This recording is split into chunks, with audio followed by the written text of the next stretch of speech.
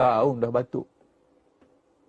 Maka Al-Quran membekalkan kepada anda rawatan. Kepada mereka yang di luar sana batuk lama, batuk baru pun boleh cuba. Yang pertama sekali, makhluk yang paling hebat dalam batuk ni Tuhan buat pada tumbuh-tumbuhan.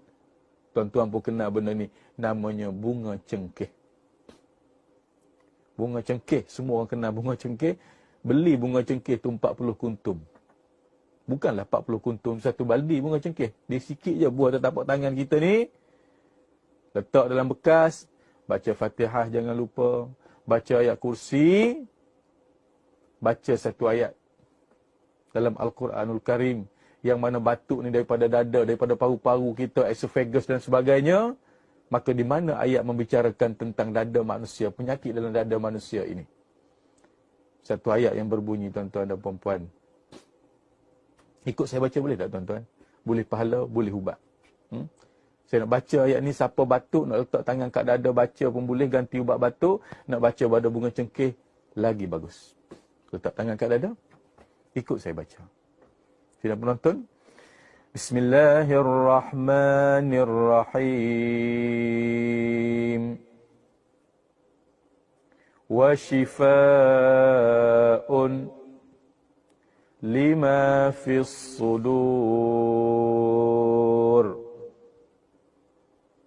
Ya Allah, ya Tuhanku, sembuhkanlah penyakit yang ada di dalam dadaku.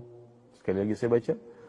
Bismillahirrahmanirrahim. Wa shifa'un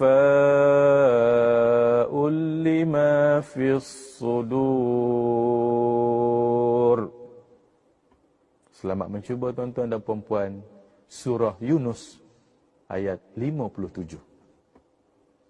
Ayat ni bukan saja untuk batuk. Penyakit yang ada dalam dada manusia. Apa dia? Darah tinggi, kencing manis, jantung. Semua tu ada di dalam. So, ingat. Ayat ini adalah ayat penyembuh yang hebat untuk penyakit manusia yang ada di dalam dada. Jangan lupa catat 4 patah perkataan saja, tuan-tuan. Boleh ingat cepat. Mudah-mudahan dengan ruhul Quran itu akan mencampakkan antibiotik yang rohani dalam jiwa kita, bahkan akan menyembuhkan penyakit kita itu daripada segala gangguan. Iblis laknatullah. Okey, selesai masalah tu. Dan selamat mencuba. Soalan seterusnya, Haji Yahya bin Haji Majid daripada Melaka.